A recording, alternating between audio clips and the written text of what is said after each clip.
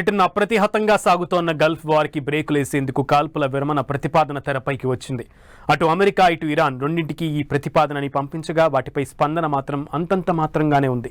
Pakistan, Egypt, Turkiye చాలా సీరియస్గా work out చేసిన ఈ 45 రోజుల కాల్పుల విరమణ ఎంతవరకు ఫలిస్తుందో తెలియదు. ఎందుకంటే ఇరాన్ దీన్ని లైట్ తీసుకోగా అమెరికా మాత్రం పరిశీలిస్తున్నట్లు ప్రచారం సాగుతోంది. 45 రోజుల కాల్పుల విరమణ ప్రతిపాదన. మరోవైపు భీకర దాడులు.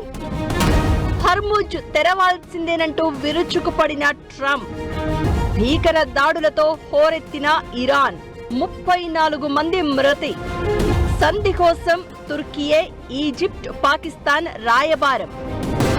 యుద్ధం 6 వారాలు పూర్తవుతూ ఉండగా ఈజిప్ట్, పాక్, తుర్కీయే దేశాలు కాల్పుల విరమణ కోసం ఇరాన్, అమెరికాకి ఓ ప్రతిపాదన పంపాయి.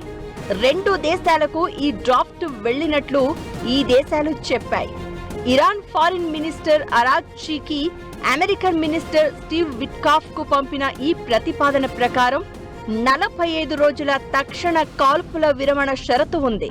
ముందు 45 రోజుల పాటు కాల్పులు ఆగిపోతే ఆ తర్వాత యుద్ధ విరమణపై బేరాలు సాగించవచ్చు అనేది ఈ 3 దేశాల ఉద్దేశం. అయితే ఇరాన్ మంత్రి అరాగ్చీ మాత్రం ఈ ప్రతిపాదనను వ్యతిరేకిస్తున్నట్లు బయట ప్రచారం సాగుతోంది. హర్ముజ్ జలమార్గం తెరవాలంటూ అసభ్య పదజాలంతో ట్రంప్ పోస్ట్ పెట్టడంతో పాటు ఇరాన్పై అమెరికా సైన్యం భీకర స్థాయిలో దాడులకు దిగింది. అటు ఇజ్రాయెల్ కూడా ఇదే తరహాలో మిజైల్స్ దాడులు చేసింది. అటు ఇరాన్ కూడా సెంట్రల్ ఇజ్రాయెల్ పై క్షిపణులతో దాడి చేయగా 2 వ్యక్తులు చనిపోయినట్లు ఐడిఎఫ్ ప్రకటించింది. సిచ్యువేషన్ ఇలా మరింత దిగజారిన తరుణంలో 2 దేశాలకు 45 రోజుల కాల్పుల విరమణ ప్రతిపాదన వెళ్లడం గమనార్హం. అసలు యుద్ధం 5వ వారంలో ప్రవేశించినప్పుడే అమెరికా అధ్యక్షుడు ట్రంప్ ఓ 15 షరతులతో కూడిన శాంతి ఒప్పందం ప్రతిపాదించగా ఇరాన్ తనకి ఓ 8 షరతులు ఉన్నాయంటూ దాన్ని తిప్పికొట్టింది. 2 దేశాల్లో ఎవ్వరూ వెనక్కి తగ్గకుండా యుద్ధం కొనసాగించాయి.